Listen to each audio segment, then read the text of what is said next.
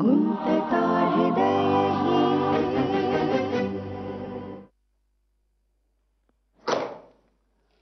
सरनोबतांनी audit report पाठवलाय. वेळ मिळाला तर जरा नजरेखालून घाल. आकडे बिकडे काय कळत नाहीत यार मला. तुम्हाला किती असे कोरडे आणि एकसुरी असतात. म्हणजे असं शून्य नेहमी शून्यच असतं, दोन नेहमी दोनच. शब्दांचं तसं नसतं, आपण वळवू तसे वळतात. मला एवढंच सांगायचं होतं, तू गेलास तरी चालेल. किती आतिथ्यशील आहेस यार. रोहन, हे डोक्याला काय लागलं तुझ्या? हॅलो, हा साठे साहेब, वाट बघताय माझ्यासाठी? आपली मीटिंग उद्या होती ना? हो, एक मिनिट. हो, I am really sorry. Actually Urvashi नसल्यामुळे सगळे घोळ होत आहेत. वेल, आता जरी मी निघालो तरी 1.5 तास लागेल तिकडे पोहोचायला. उद्या चालेल का? हो, मी आहे ना उद्या. हो, thanks a lot. And I again extremely sorry sir. या, थँक्स. किती घोळ होतात ना उर्वशी नसल्यामुळं. ती अशी तडकाफडकी सोडून का गेली रे? मला काहीच नाही कळलं. तुझी मैत्रीण होती ना ती, तुला नाही बोलली? अनन्या पण माझी मैत्रीणच आहे. ती तरी मला कुठं काय सांगते, आणि सांगितलं तरी सगळं खोटं. या सगळ्या गोपिका जरी माझ्या मैत्रिणी असल्या ना विक्रम, तरी यांचा खरा कान्हा तूच आहेस. मी आपला एक पेंद्या. तुला काही कामं नसतील का आता? मला काम? ठीक आहे, तुला नसली तरी मला आहेत. अरे पण तू तुझ्या डोक्याला काय लागलं सांगितलं नाहीस? काल रात्री जाताना डिवायडरवर गाडी चढली आणि त्यामुळे स्टेअरिंग लागलं. अरे बापरे. सांभाळ, देशाला खूप गरज आहे बाबा तुझी. पण मला तर तुझी गरज नाहीये. तू गेलास तरी चालेल. सारखासा हाडहूड काय करतोस यार मला तू? आता तुला सेक्रेटरी नाहीये, मी राहू का सेक्रेटरी म्हणून? आणि मलाही काही काम नसतं तिथं. नाही म्हणजे तुझे सगळे अपॉइंटमेंट्स, तुझी सगळी लफडी, सगळं व्यवस्थित रेकॉर्ड ठेवेन मी. Get lost. बघ, विचार कर, पाऊस रोज रोज नाही पडत.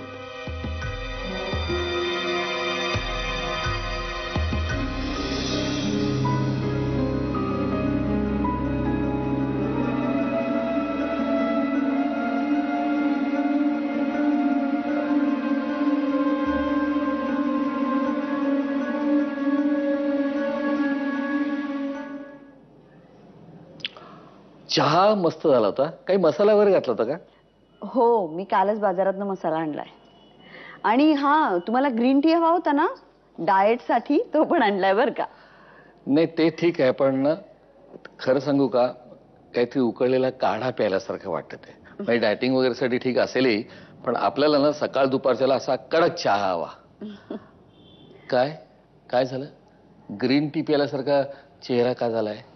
नाही, चहावरचा तुमचा परिसंवाद संपला असेल तर मुद्द्याचं बोलाल का?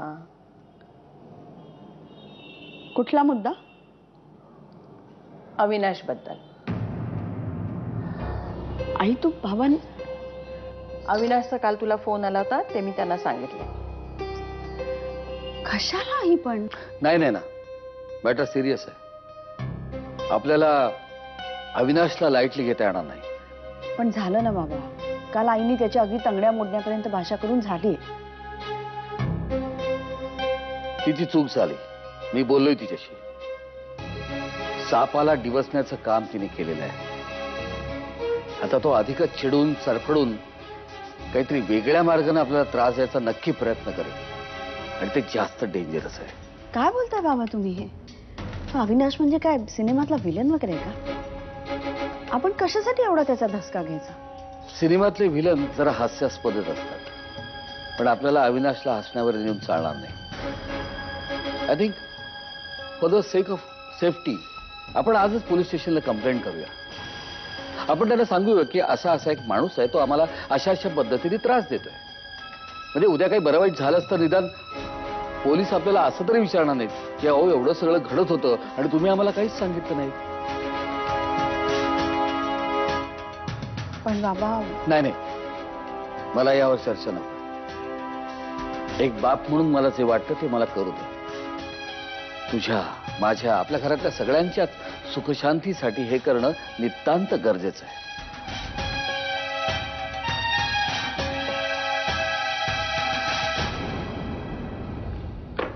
येस. वा. बरेच दिवस मळब साचल्यानंतर अचानक सूर्य उगवल्यावर वाटतं ना, तसं वाटतंय आज. तुझा मयंका झालाय? असं काव्यात्मक होणं म्हणजे मयंक होणं नाही. काहीतरी फालतू भाष्कळ बडबडणं म्हणजे मयंक होणं आहे. बरं, तुझी जखम कशी आहे आता? इथली भरली ना, बाकीची आपोआप भरली. मॅड. येस. मावची. अच्छा, ऐक, तुला काही महत्वाचं सांगायचंय. जरा सिरियस आहे. आता काय? आय डोंट नो नैनाने तुला सांगितले की नाही, पण काल ती माझ्या घरी आली होती. काय? कशाला? तिला तुझ्या गाडीत गोव्याच्या ट्रॅव्हलिंगच्या रिसिप्ट्स मिळाल्या.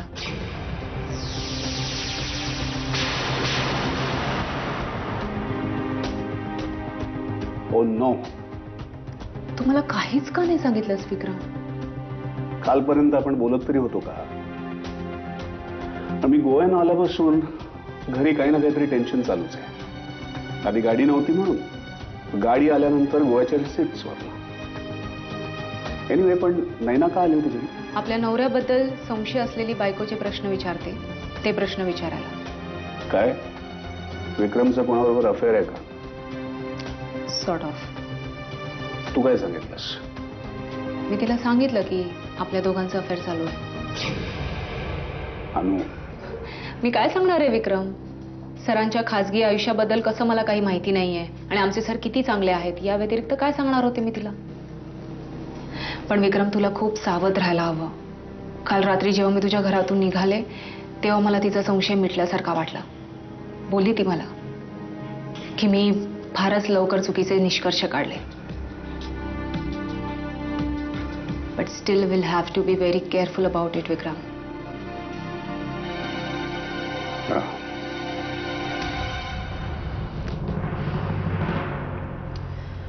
मला फक्त तुम्हाला एवढंच सांगायचंय की तुम्ही याचं काही टेन्शन घेऊ नका. अगं, टेन्शन घेऊ नका असं कसं म्हणतेस तू? तो माणूस कुठच्या थराला जाऊ शकतो आपल्याला माहिती आहे ना. आणि आता तू सुद्धा पूर्वीसारखी राहिलेली नाहीयेस. एका मुलीची आई आहेस तू. उद्या चुकून जरी हे सगळं देवीच्या कानावर पडलं म्हणजे मग? पण बाबा, याच्यात माझा काय दोष आहे? तुला दोष देत नाही होता मी, पण आपल्या मागे हा पापग्रह लागलाय. बघ ना, आता इतकी वर्ष झाली तरी तो आपला पाठलाग सोडत नाहीये. कमाल आहे की नाही? विकृती आहे विकृती. तुला सांगते, एखादा असाध्य रोग जडेल त्याला. आई, आता बास झालंय डिस्कशन.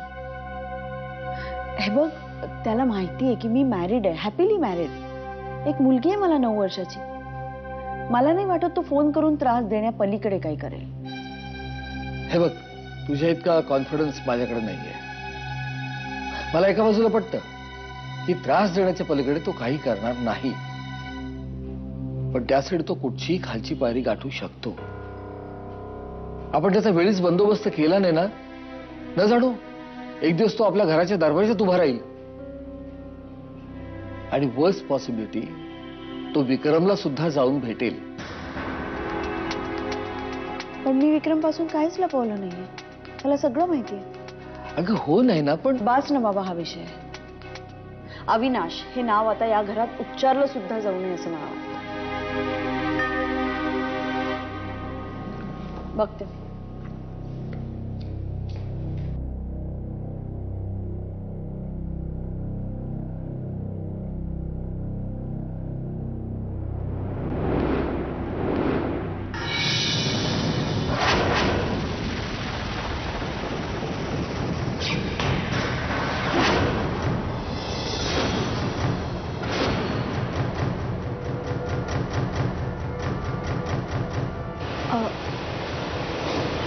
अविनाश नाही ना, गेट आउट.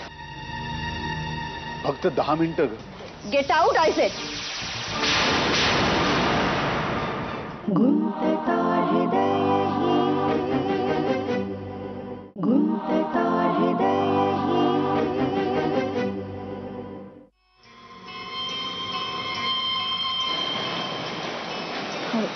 अविनाश कशी आहेस? खरं तर होती तशीच आहेस. विनाश, तुझी माझ्या घरी यायची हिंमत कशी झाली? इथून निघून जा, इथून ताबडतोब निघून जा. बाबा पुन्हा पोलीस स्टेशनची हवा खायची? अजून तुझी हौस फिटली नाही?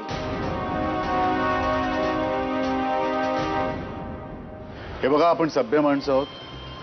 सभ्य माणसांसारखं बोलूया. तू आणि सभ्य माणूस, अरे एक नंबरचा गुंड आणि मवाली आहेस. होतो होतो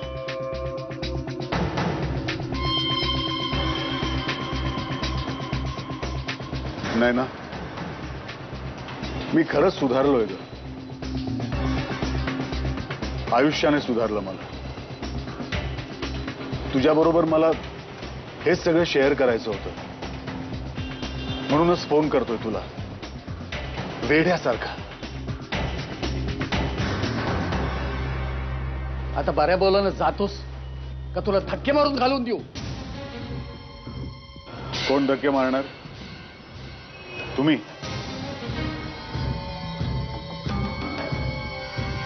फार नाही ना, फक्त 10 मिनिटं बोलायचंय तुझ्याशी.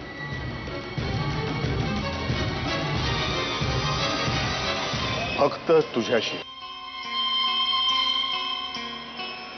चालता होईल. आणि पुन्हा जर इथे आलास तर सगळ्यात आधी पोलिसात मी कंप्लेंट करेन.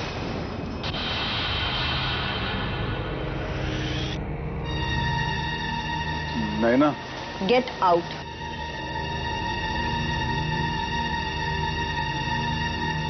फक्त 10 मिनिटं ग. Get out I said.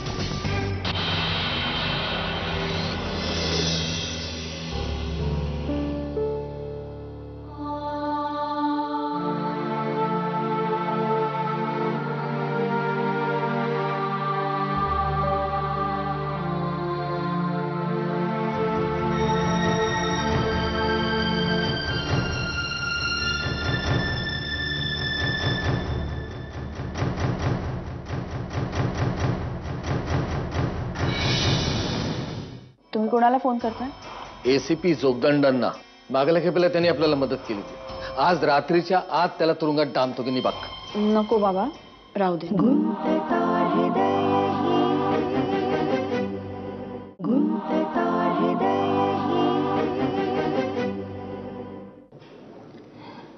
कसला विचार करतोस विक्रम? नाही, काही नाही. आय नो, हा सगळा माझाच मूर्खपणा आहे. खरं तर तू आणि नैना गोव्याला जाणार होतात, पण माझ्या हट्टीपणामुळे तुला उलटसुलट खोटं सांगून ते सगळं कॅन्सल करावं लागलं आणि त्यानंतर सगळंच फसत गेलं. विक्रम, ही जर गोव्याची ट्रिप झाली नसती ना तर कदाचित नैनाला तुझ्यावरती संशयाचंही काहीच कारण नव्हतं. It's all my fault. तू स्वतःला दोष देत बसू नको, कारण काहीच साध्य होणार नाही. मी तुला नेहमी सांगत आलो ना की आपल्याला आपलं लाईफ आणि आपापलं लाईफ हे वेगळं ठेवता आलं पाहिजे. म्हणजे आयुष्याचे 2 कप्पेच ऑलमोस्ट. म्हणजे जेव्हा तू आणि मी एकत्र असू तेव्हा फक्त तू आणि मी, आणि जेव्हा आपण आपल्या माणसांबरोबर असू तेव्हा पूर्णपणे अनोळखी. पण आता या गोष्टींचीच सरमिसळ व्हायला लागली आहे आणि तेच थांबवायला पाहिजे आपल्याला. इनफॅक्ट तुझी नयनाबरोबर ही वाढणारी दोस्ती आणि ओळख हे आपल्यासाठी बरं नाहीये. कदाचित हे मी बोलताना स्वार्थी वाटेन, पण हेच सत्य आहे. विक्रम, मी स्वतःहून तुझ्या घरी आले नव्हते. पहिल्यांदा इट वॉज प्युअर कॉइन्सिडन्स आणि दुसऱ्यांदा मीच मुद्दामून आले होते, चिडून, आणि तीही माझीच चूक होती. ठीक आहे, पण आता झालेल्या चुका उगाच बसण्यात काहीच अर्थ नाही. त्या परत होऊ नये याची काळजी घ्यायला पाहिजे. तू माझ्या घरी येणं आणि नैनाशी बोलणं बंद कर. पण तिला सडनली कट ऑफ केलं तर तिला संशय नाही का येणार? काल पण असंच झालं. मी तिला भेटणं टाळलं तर ती सरळ माझ्या घरीच निघून आली. मग मी काय करणार?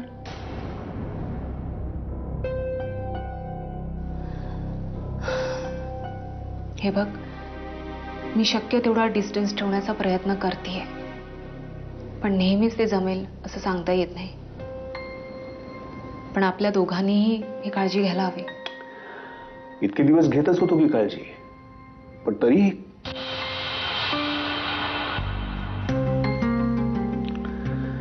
एनिवे, आता हे सगळं बोलण्यात काहीच अर्थ नाहीये. पण एक सांगतो अनन्या, आपल्या नात्याबद्दल जर तुझ्या घरी किंवा माझ्या घरी कळलं, त्या दिवशी आपलं नातं संपेल. कारण माझ्यासाठी आपलं नातं, आपलं सुख फार महत्वाचं आहे आणि ते मी खूप सचोटीने जपलंय. But not at the cost of our families. कारण आपण आपली लग्न झाल्यानंतर एकमेकांच्या प्रेमात पडलोय. त्यात त्यांचा काहीच दोष नाही, नाही का?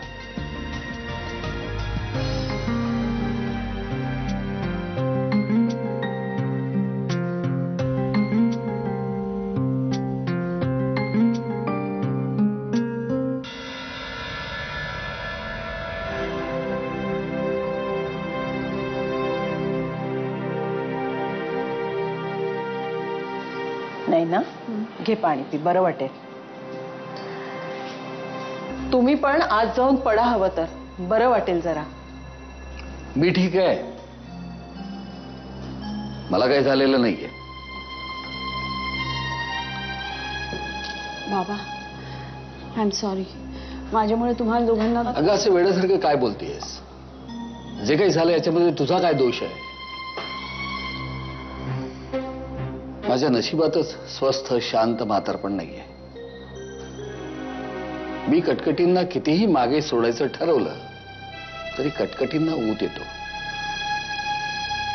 कटकटींच्या मनातही येत नाही की मला सोडावं. कोणाचा फोन आहे? त्याचाच आहे. बोल, फोन घे. नको ना बाबा, आता फोन घे, बघ काय बोलतो ते. घे.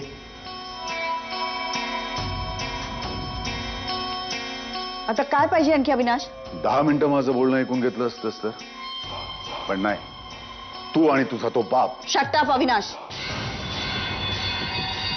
इथून पुढे एकदा जरी मला फोन करायचा प्रयत्न केलास ना तरी परिणाम फार वाईट होतील, लक्षात ठेव. परिणाम तो तर केव्हाच झालाय. मला हेच तुला सांगायचं होतं की इतक्या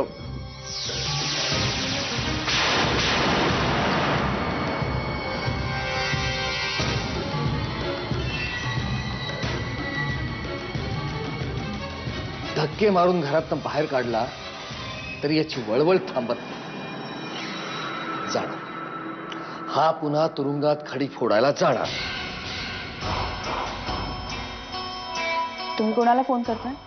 एसीपी जोगदंडांना. मागल्या खेपेला त्यांनी आपल्याला मदत केली होती. आता त्यांनी नुसता शब्द जरी टाकला ना, चक्र वेगाने फिरतील बघ. आज रात्रीच्या आत त्याला तुरुंगात डांबतो की नाही बघ. नको बाबा, राहू देत. अगं पण आई, त्याने इथे येऊन काही वेडवाकडं केलेलं नाही ना, आपल्याला कोणत्या धमक्या दिलेल्या. आपणच त्याला घरातून बाहेर काढलंय. मी आता चांगलं बजावलंय त्याला. मला नाही वाटत तो परत फोन करेल. एवढं सोपं असं ना तर ही वेळच आली नसती. मला माहिती आहे, पण मला वाटतं आपण आपल्या बाजूने शक्य तेवढा संयम ठेवूयात. कारण एकदा का पोलिसात गेलं ना बाबा की परत ते सगळं दुष्टचक्र चालू होईल. त्या पोलिसांच्या फेऱ्या आणि त्या तपासण्या आणि तुम्हालाच मनस्ताप. आपण थोडे दिवस वाट बघूया. मला ना बाबा हे सगळं देवीसमोर घडायला नको आहे. म्हणून सांगते, आपण संयम ठेवूयात. आणि एवढं सगळं केल्यानंतरही त्याच्यात काहीही सुधारणा झाली नाही तर मग आहेच जोगदंड काकांना फोन.